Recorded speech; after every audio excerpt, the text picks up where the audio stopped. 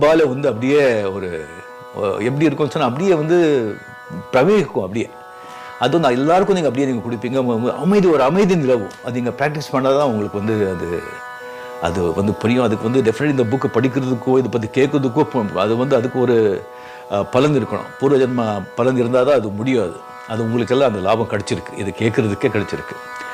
இந்த புத்தகத்தை வந்து இப்போ படிக்கிறது இப்போ சில பேர் படிக்கிறது கஷ்டங்கிறதுனால இது வந்து ஆடியோ புக்காக வந்து போட்டிருக்காங்க. இதை வந்து சென்ட்ரல் கவர்மெண்ட்டை வந்து ஸ்பான்சர் பண்ணியிருக்கு.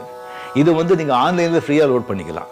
இது ஒரு நல்ல ஒரு ஆப்பர்ச்சுனிட்டி கிடச்சிருக்கு. இதை ஆடியோ புக்கை வந்து அவங்க ரிலீஸ் பண்ணுறாங்க.